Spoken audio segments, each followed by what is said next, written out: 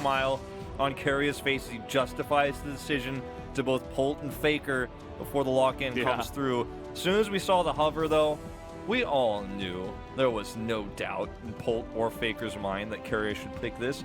They've watched him do it and succeed so much. For DRX this game, I think there's a lot of pressure on Zeka and Juhan to actually make stuff happen in this early game. Playing around bottom side with this Vi pick doesn't seem viable, no pun intended, because there's just too much power and CC in the Draven Carria lane. Like, if you goes back onto the Rift for game number 2.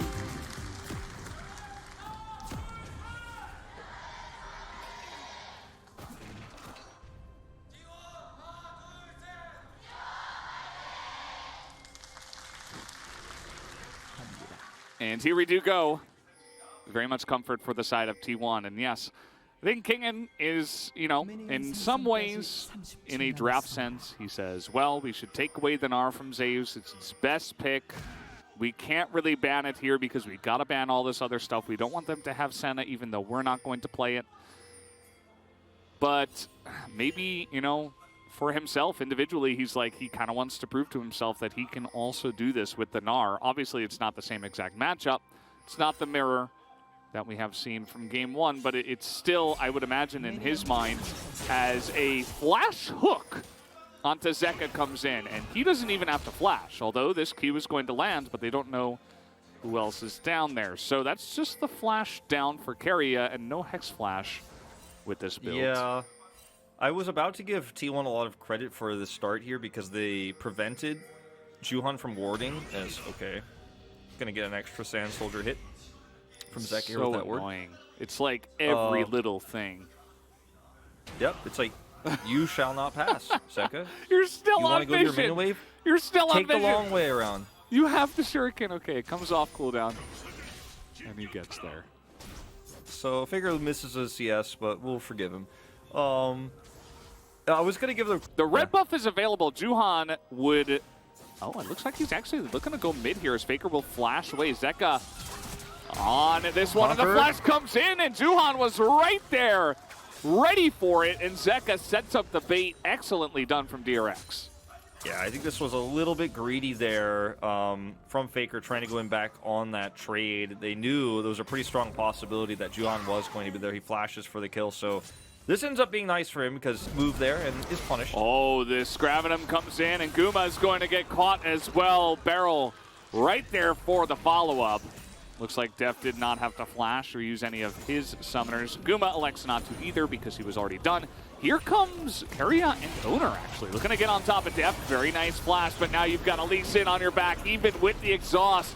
I'm not sure if that's going to be enough, but Owner takes a bunch of damage. Both of them getting AoE down here as Carria going to get passive, and that's going to be Barrel following up, and another auto comes in. Def with 2 kills on them. And let's see, where did he go here? Oh, nice little play from Carria. No way! No, Dredge line available right, gotta hit it. Right there, and that is going to be the root, and should be enough as Carria is going to go down. Zeka here as well, he's level 6!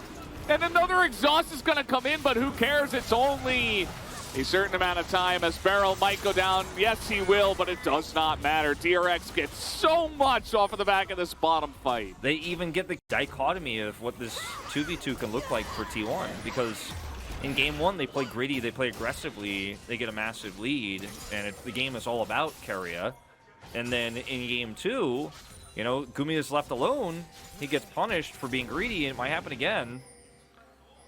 I do have a control ward here. We'll spot Owner. As the observers were keeping us guessing there for a second. Meanwhile, Juhan did get Rift Herald. What was that? Guma just going to flash away. I'm not sure if Carria gets out of here. Nope. Moonlight Vigil comes in. He's down. As Ayu's trying to go 1v2 here. Looks like he's the one guy that's going to be fine once again. At least I suppose Owner will pick up this Drake for T1. But yeah, another great setup here from DRX. This is a gank before we jump into the replay. Trying to get on top of Deft here. He does not have his flash. As long as the hook lands, it should be good. That's going to be enough slow as in comes Owner, and he's going to be the one that picks up the kill. So not going to be it for Gumayusi. Faker just going to use that to say no thank you. Juhan with no ultimate available, so not too much happening there. This game, even with that 1 kill he got fairly early, just is significantly down on CS, doesn't have any items. In fact, maybe dove here. Yeah, could happen. Owner We has do have kick Owner flash. nearby, and the Rift Herald is going to be coming in. It seems like DRX notes the offensive positioning. I'm not sure if he just got saw off the wall there, but that is a really nice kick flash. In goes Duhan, though, on the aggression. Stopwatch is going to make that hit the back line as the Moonlight Vigil gets so much value because Carrier went into his stopwatch. Now Guma steps up and takes it very closely there. Deft has to flash away. Not sure about that one. Flash Maybe. heal.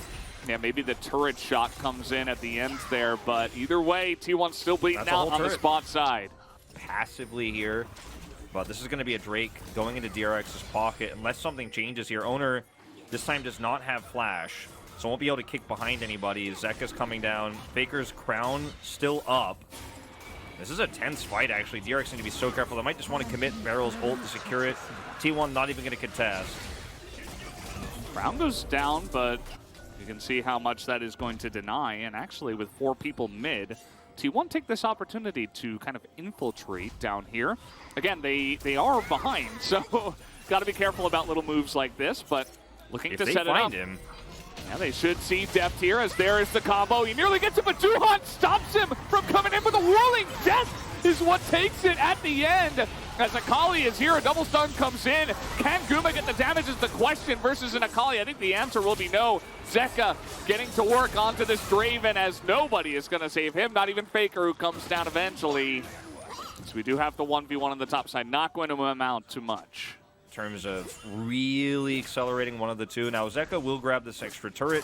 That's pretty massive, but the same could be said, of course, of Faker in the mid lane. As long as they finish this, I think with these minions here and Carrier's help, he definitely will be able to do just the same. So it really does feel like an even trade across the board here. And T1 have overall the stronger scaling composition. This turret, way more valuable also because Faker can now use it as a Sundisk depot and can catch waves here, grant some extra vision and prio of this upcoming Rift Herald fight.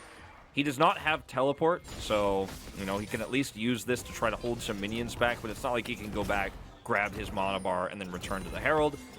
And actually no Cannon Barrage either here was used in the last fight, so... Yep. You know what? This is just going to go over to DRX, so... Still, trading even a good thing as T1 here, but I thought maybe it was going to be enough to contest Herald, but without those... The second kill and... Or not Deft, Gumayusi, sorry. Gumi, yeah, the cut. Might have to hold that thought because we do have a 1v2. Barrel is in here. They're just going to force his flash and not get much down. But yeah, the Draven just got so much money. So he is on 2 items at this moment in time. It is a cheaper collector, but it's still going to be power at this moment. So we'll see what he can get done as... Ooh, nice little swipe there from Zeus. Still significantly behind, but that trade really gives them a huge window of opportunity. Yeah, and you know, just in terms of compositionally, like, yeah, the Aphelios is 6-2 and is quite gigantic, but the Gangplank again, another free lane. Azir, one death, not so bad. Faker has nearly the highest CS in the game, so he's doing okay.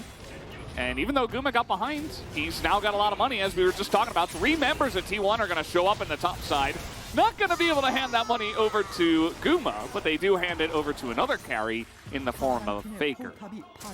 So there is cross-map happening here, though. Zeka at least is going to be shut down here. Really well played from Zeus to stop him from actually doing further damage to the turret. Deft is going to try to damage mid here, but is unsuccessful. So 2 cross-maps shut down after T1 have a gank squad to the top side. And every time Carrier is on Pike, this is what they do, because they have so many threats. They have the Lee Sin kick threat with Sonic Wave. You have to dodge the Pike hook. You have Emperor's Divide.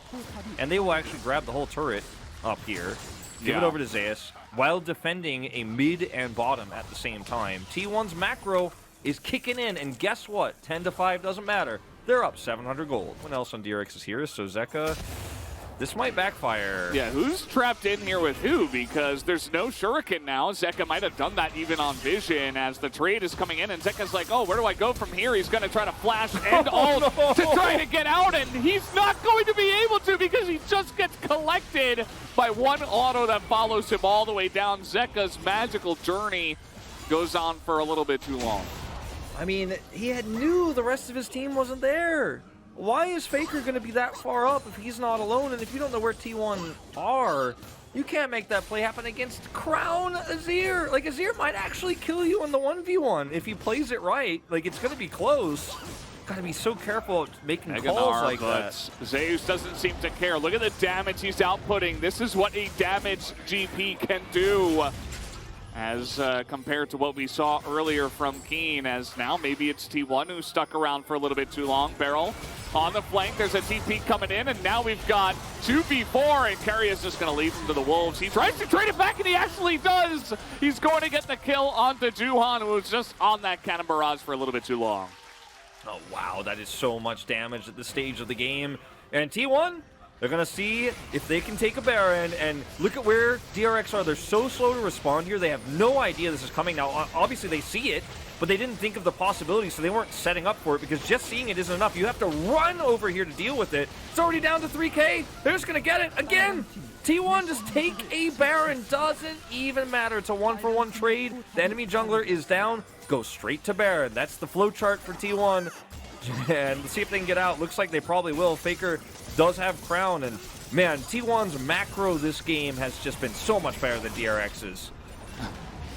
Yeah, it absolutely has, and I think that's been the difference maker. And speaking of which, you know, clear out all those wards behind you guys, otherwise you might meet this fate, as Beryl is just going to be left to the Wolves themselves. Zeus wants to get a bit more. You see the chase coming on in. Meganar wants to say something else about that, but with the Sonic Wave, Owner will be following up and does give them the thumbs up. Faker looking for a bit more. Only Keria gets hit by the Moonlight Vigil and the subsequent Gravitum. But everybody on the side of DRX is just getting corralled into the top side of the map here. Is anyone even going to get away? No! Kingen gets executed by Keria.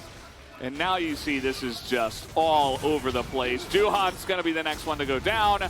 Deft can't get a back in. Zeka is all alone as well. We're going to try to trade it here against the GP, but he can't even do that, and Deft will be left to die.